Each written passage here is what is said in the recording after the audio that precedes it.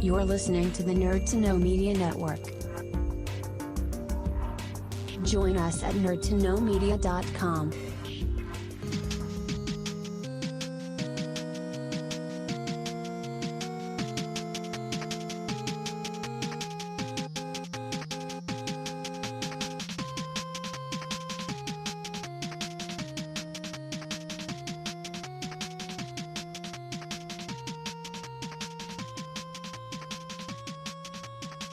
Hello and welcome to this week's edition of the Game Quarter. My name is Kieran Calcone, as always, and today we have a new guest on the show, a personal friend of mine, Dave O'Connor, who is a massive history nerd who studied in NUI Galway. How are you doing, Dave? I'm well. Thanks for having me, Keen. No worries. Sorry it took so long to kind of pin down a date on this. Big, broad question. How have you been doing the past 2 weeks? All right.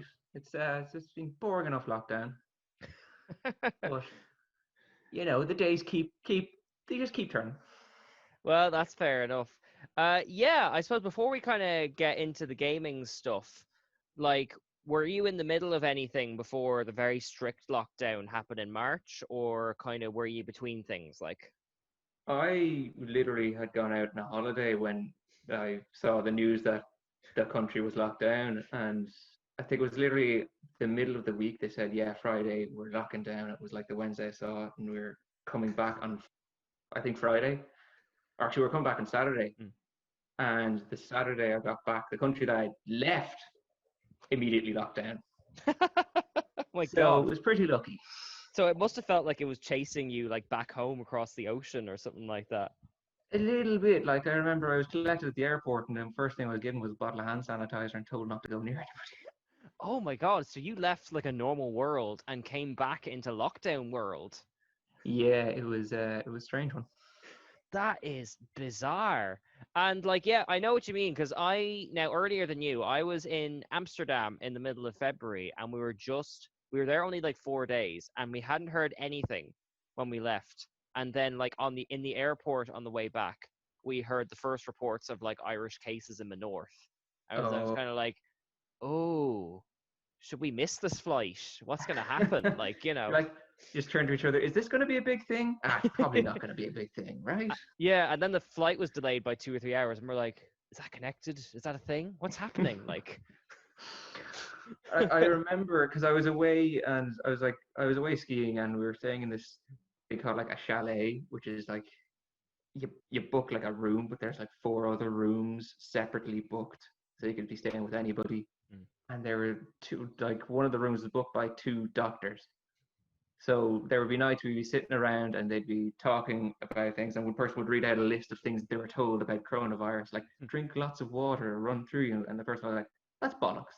Just drink water anyway, but it's not going to help you with a virus." And they like debunked every single thing that people were reading in articles. It was kind of brilliant. Oh my God! Like by the end of the evening, they were probably like drinking hand sanitizers and washing their hands without soap and all that stuff. Oh yeah, yeah. One of the poor fellows got very freaked out once somebody pulled up a map of all the cases around the world. It's like, it's everywhere.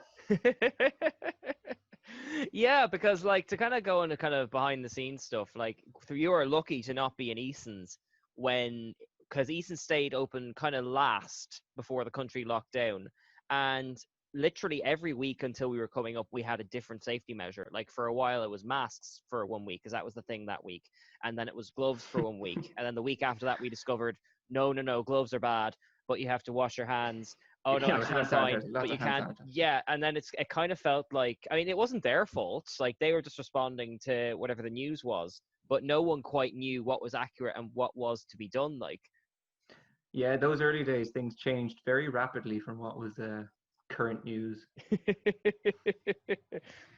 but like you're a history person. Like, do you think something like this is going to change the way like we behave, or like even anything going forward, or will it just be like something mad we talk about, like the big snow or something like that? You know. I think any actual change will only be temporary because, pandemics and viruses happen a lot Mm. and things generally go back to the way they were. People kind of forget. Yeah, well, that's kind of a shame because, like, I mean, obviously, I like going back to work and stuff, but I kind of like Yeah. seeing everyone out in the world and, like, not spending like a million billion things. Says he who comes back from pennies today. Uh, but Yeah, the amount of saving being done while you're locked in your house is unreal. well, that's just it. Yeah, yeah. The amount that goes into coffees, like. But anyway, this is the game corner after all. So let's get into the games. We talked about it off the air, and your first pick was one I hadn't heard of, which was quite a nice little novelty. Tell us about Total War. Oh, okay. So I chose this as our first pick because the Total War series, it's been going since probably early 2000s. Hmm. It's a PC game, and it's basically usually based around historical titles. Now they also do fantasy titles. So recently they've done Total War Warhammer 1 and 2. Ah. So they're branching off. But I've been playing this a lot recently because I bought a new laptop and my Steam library was full of these games that I bought and could never play because the sales are the worst. And I'm yeah, you go on, so sorry. I've just got the chance to play them and I can't stop. I am taking, unfortunately, the listeners won't get the benefit of this. I'm taking a look at some of the artwork. It reminds me quite a lot of Age of Empires, which I Yeah. guess last week was we were kind of talking about war games like. So it's a kind of strategy based thing. Yeah. The broad strokes of it is it's kind of like a strategy game where you're put in charge of a nation, a historical nation, usually the historical type. Mm. And then you choose how to run your country or whatever, your kingdom or your empire, and then you can fight real-time battles in terms of like you move units of hundreds of people and Mm. things like that. So it makes you feel really grand. Like it's just like seeing like 20,000 guys like burning down a church or something, and kind of feel like Yeah, I told them to do that. you mumble to yourself, "I am death." So, would you tend to play the story mode, or would this be more of an online thing for you then? Oh, it's purely single player. I can't play online because one, I'm not competitive, and two, I'm not good. Yeah, I was kind of hoping you'd say that because I used to play Age of Empires and like the kind of Warhammer Dawn of War games online, and you just meet the strangest characters there. Like I think that I've probably told you this in the shop before because it's the story I always tell, but like I got into a big argument with someone about Darwinism, Oh God. like in the middle of like this battle in hell between orcs and chaos soldiers, and you're kind of like, I don't need this in my life. These things, maybe this isn't the forum. But like he baited me. I realize in retrospect he was a troll, or possibly she. We never know behind the code names. But like it was a normal chat bar, like oh, send your troops there, or they're going over the volcano, and then someone says, "But let's be honest, evolution doesn't work really."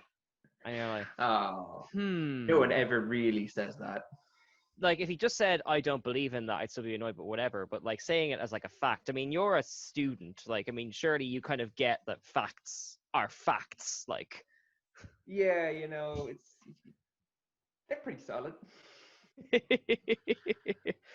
Actually, just to kind of harp on the multiplayer thing, we had a lovely guy on, Michael Hilliard, who was a journalist, and he was telling me that he is an Australian who plays this Russian shooter game exclusively with Russians. And he gets a Oh. really hard time from being like the only non-Russian in this game. Like, Sure, would he even be able to understand half the insults thrown at him though? well, here's the thing: he is Australian and he can speak Russian, but even through the Russian dialect, the accent sneaks out a bit. Ah, And so I've got they cop onto him. Yeah, I really should have had him speaking a bit more Russian because I can't, even after him saying a bit of it, I can't wrap my head around Russian in kind of other accents, especially it's like, I mean, like in Inglorious Bastards, like that kind of thing, like, it's like a Ah, whole yeah. science to me, like. Yeah, it's I'm sure it sounds probably like Brad Pitt trying to speak Italian and Glorious Bastards. That's exactly it. But we've gone completely on a tangent. Tell us about Total War anyway. What kind of time periods do you play in? Well, the one I'm playing at the moment is Attila Total War. So Okay, that it's sounds like good fun. yeah, it's pretty much set around the fall of Rome, that sort of thing. But I made a classic mistake of choosing to play the Roman Empire. Right. Western Roman Empire, which they designed the game basically to torture you if you do that. How come? So it's you start off and all your cities just don't want to be your cities. Everybody's unhappy. You have like a gauge for public order, and they're all miserable. And then if you don't spend a lot of money real fast, everybody just starts getting disease ridden, and it's just your empire turns into a horrible place. And you're like, oh, I've made mistakes. Well, this is what I was going to ask. Like, is it just all-out fighting, or is there like a Coriolanus aspect to it, where if there's no war happening, a bunch of Karens in the Senate will complain that there isn't enough good, like, parades going on or whatever? That kind of can happen. They have a system for civil wars and people's loyalty in your faction and things like that, which I cannot get a hold of. And I've watched all the YouTube tutorials you could possibly watch, and I still can't figure it out. They still hate me. Oh my God. And like, is there like, because I imagine in a history game, you are beholden to how history works. Or is it more like if you win certain battles, Attila the Hun can like run for president in 2020 or something like that? Oh, like you can play as the Huns and you can take over Europe completely. It's have you ever heard of Crusader Kings? No, I haven't, I'm afraid. No. It's a sort of similar game in that you have like a whole kingdom and things that you can control, and you can make all these decisions and everything. But that's very in depth. Like you can literally become the Mongols and turn them Christian and have them become like this. Usually in that game, when the Mongols become Christian, they become super boring for some reason. They're very entertaining when they're just destroying everything. But So, it's like Total War it's not quite as in depth as that game. So you can do anything you really want, but you can't. It doesn't go down into nitty gritty.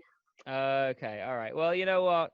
Like, my big go-to one is Star Wars Empire at War, where it's like you control it's probably the same premise as yours by way of space, which is just you need to take control of all the planets in the galaxy. And like the more involved you get with it, it can just kind of eat your life. So I think I'm Yeah. kind of happy to hear that sometimes there's kind of buffers on how far the game can go and all that kind of stuff. Like, See, I feel with strategy games, you do at a certain point, you kind of feel like you're like a middle manager in like it's just wondering why people are doing everything and why it's all going wrong, and you're like, oh, why isn't there someone above me?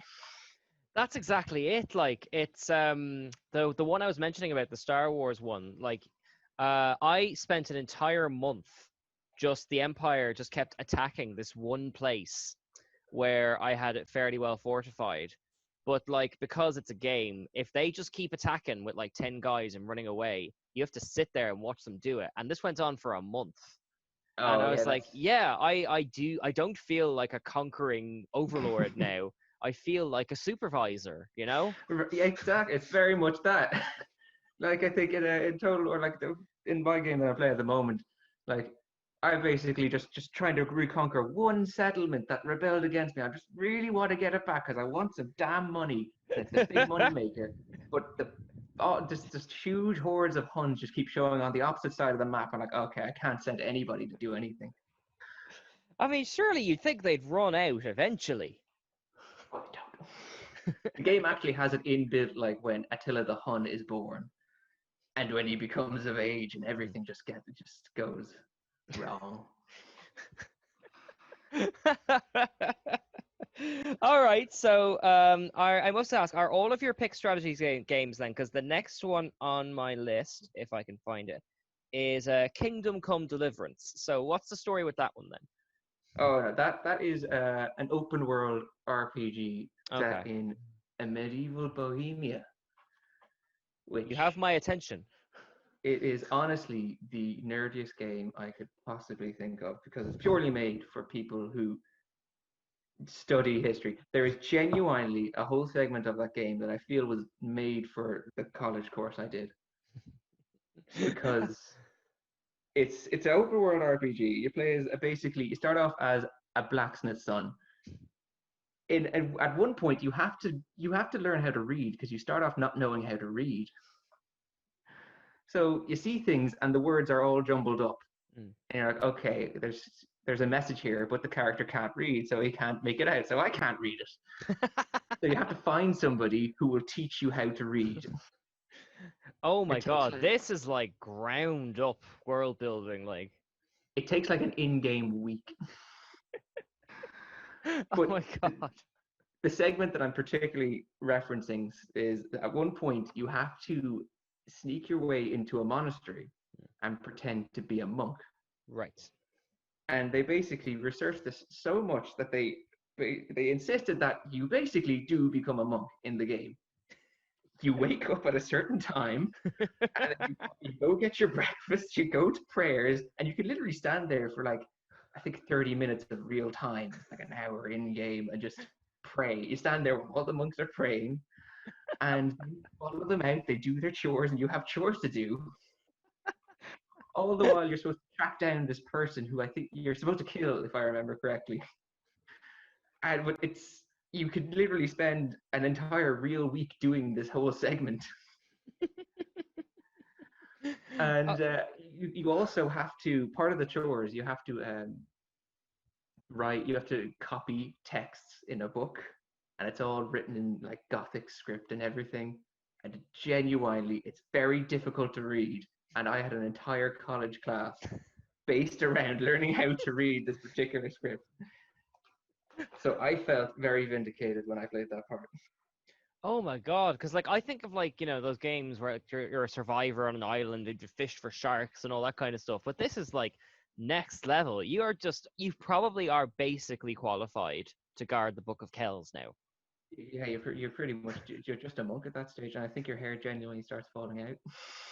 Imagine if that was like the catch though, like like you thought you're gonna get a game, and at the end you get like this link to this print off like certificate, so you can Yeah. go be a monk in like the Gaeltacht areas, Oh, yeah, you actually have to join a silent convent. Yeah. To get the DLC, you have to go up there and like be able to speak, the plot of Game of Thrones in Latin and all this kind of stuff.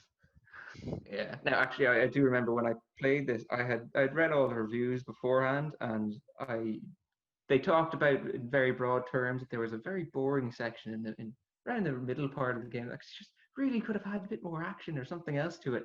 And I had heard about the monk section, so I figured it was it. And the game is You'd kind of hope set so, up. wouldn't you? You would.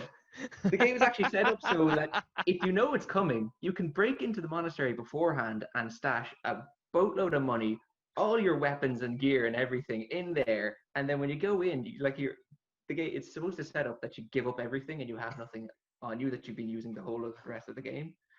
But I just had a chest full of all this stuff, so I bribed everybody to basically, so I didn't have to do any of the chores. And I found out who I had to kill, and I just pulled out a mace and I just killed him. That's handy. It was, you can just do whatever you want in the game. You know how to work it, you can work it. So, apart from kind of monking around the place, what do you actually do in this game? Well, there is an actual story as far from being a monk.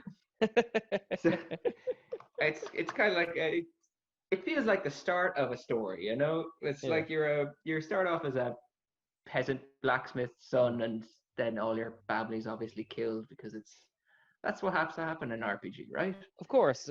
Why start in a happy story? Yeah. But then you go out into the world and you're supposed to retrieve like the last sword that your father made, and then it's kind of you circle around trying to get the sword back, and it just never seems to happen.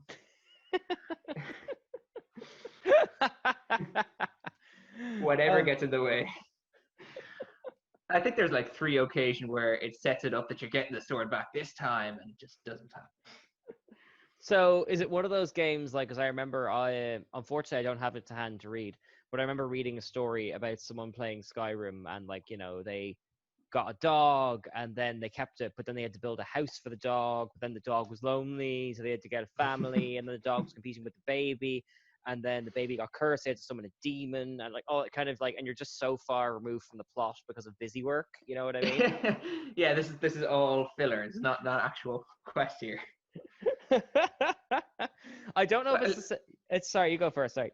Oh, so no. Well, I mean, like you just get very distracted, like doing very mundane things. Like Yeah. I remember when the game released, part of a big thing around it was like lock picking was very difficult. Mm. I think I genuinely spent an hour just trying to pick one easy lock in the game. But So it does feel like busy work. yeah, but like I kind of miss that about games because like I mean, recently I played Final Fantasy X where no joke, to get one of the super weapons, you have to dodge a random bolt of lightning 200 times in a row with no like Oh, breaks. And I feel like all games were kind of designed with that level of just sheer punishment. And like whereas everything is kind of very like kind of user friendly, like that you can always like if there's an obstacle you can DLC it or you can find a workaround or something like or that, you know? it'll flat out tell you, Yes, exactly. Like I blame that bloody fairy thing from Zelda for that, for introducing that into culture. giving all the hints. God damn. Because that's it. Like my go-to thing is the Switch, and like we just finished Luigi's Mansion, and like whenever we were like too thick to kind of play a kids game, the guy would ring up and go, "Have you checked under that table there?" Like like Oh my god. Do you remember when actual game manuals used to be a thing? Like you'd go into a yeah, shop and actually, buy them. because I found an outdated Destiny one in Easton's, like where it's like that was almost part of the hook. If you wanted to actually complete Pokemon, you had to go out and buy the strategy guide, and they would deliberately put parts in the game which were incomprehensible. So I you'd be encouraged to go out and get it, you know? like that was one of the best parts about it when you actually buy the strategy guide and you can actually play the game. I wish I had like a photo of like PlayStation 2 gamers in like the late 90s, early 2000s, like with a controller in one hand and this like lofty kind of third level education book in their other, trying to navigate it, Hardback. you know? So out of curiosity though, um, who do you think would enjoy this game? Like who do you think it's kind of aimed at?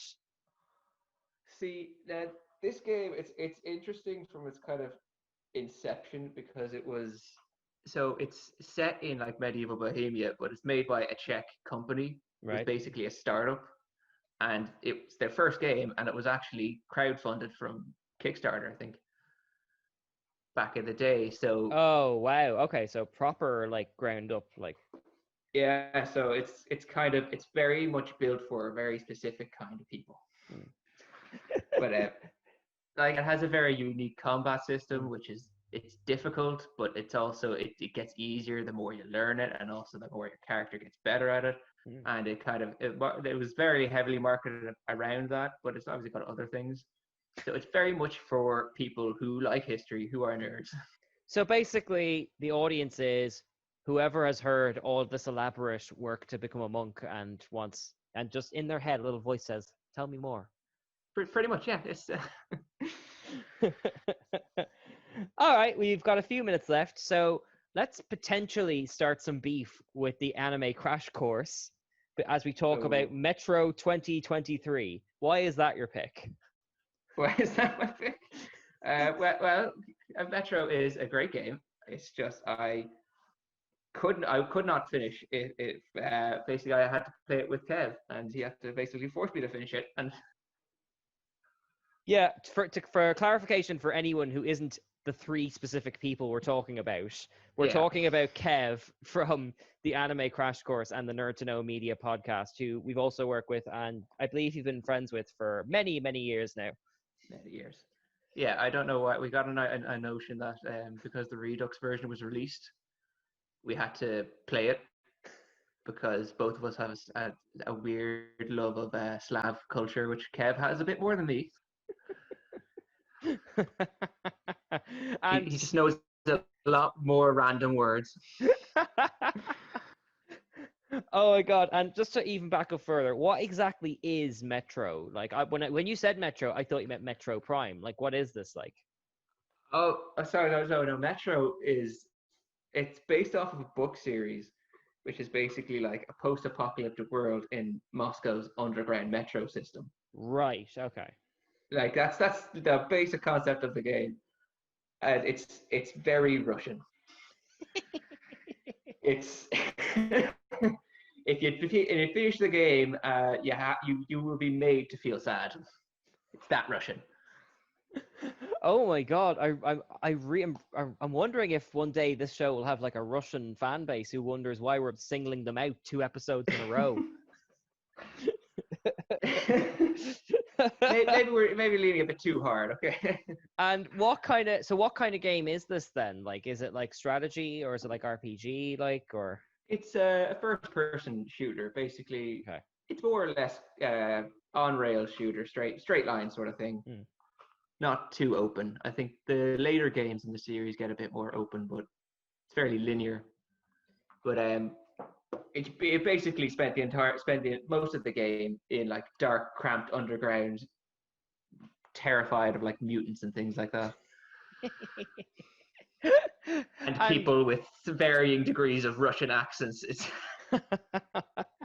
you can play the game in like the original Russian audio with subtitles, which is like the purest approach. But if you play it with like the voice actors of like English dialogue with Russian accent, it's just unintentionally hilarious sometimes. I was about to say, yeah, I hearing like voice actors giving it their best go is probably very entertaining in and of itself.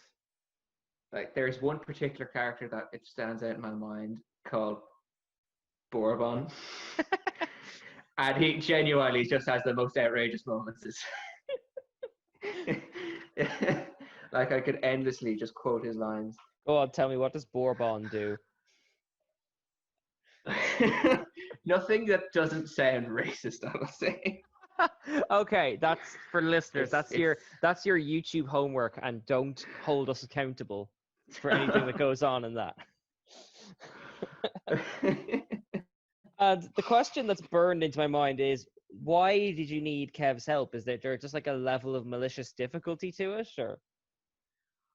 I think so. Like I originally had played it years and years ago on like my PC at the time, which was it was basically like playing a flip book.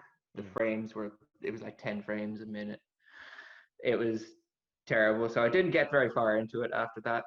And then Redux came out and we're playing on the Xbox, and I decided I had to finish it because I don't finish games very often. And he decided he wanted to play it with me.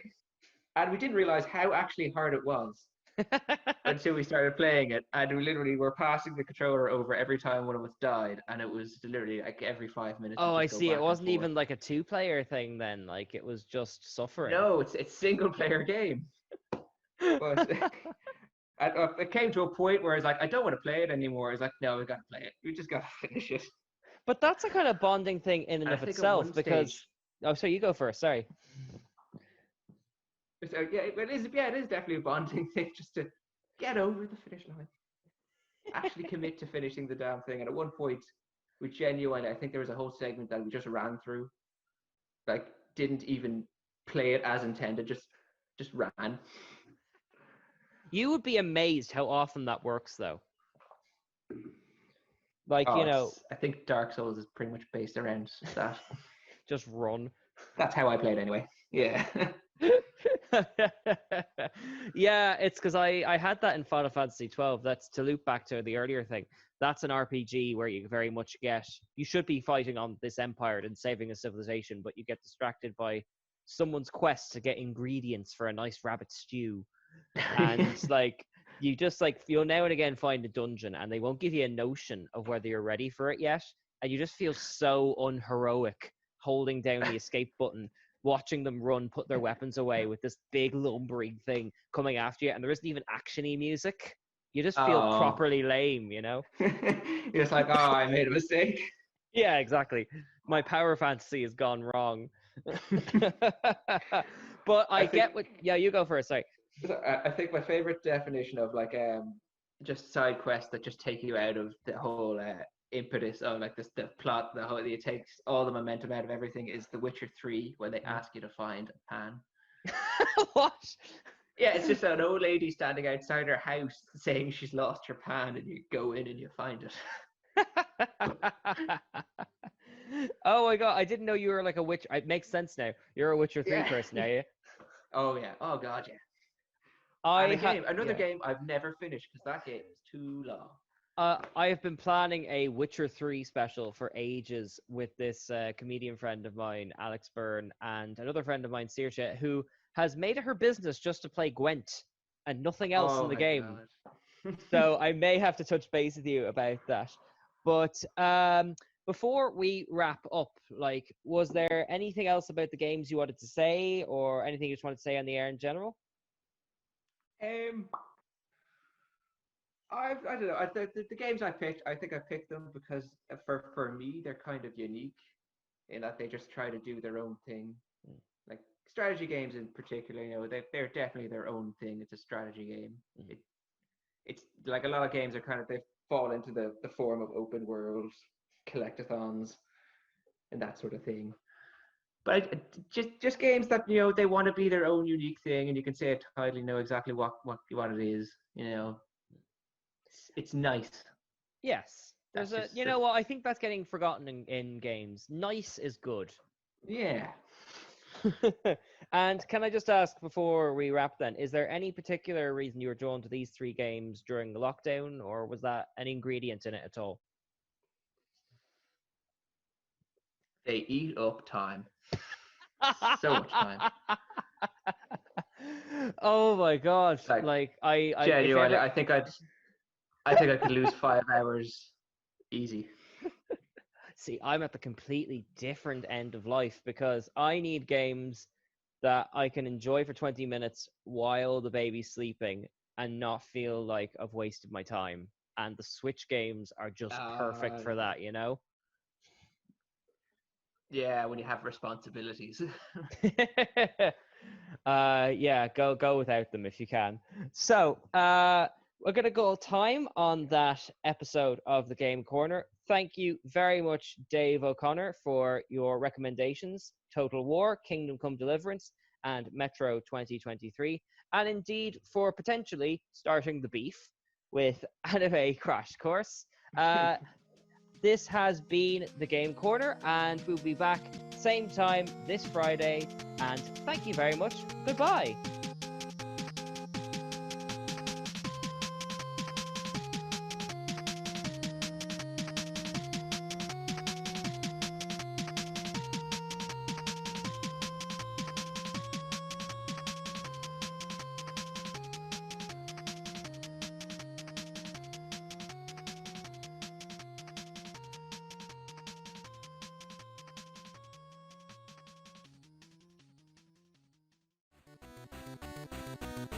Thank you for listening to a Nerd to Know Media production.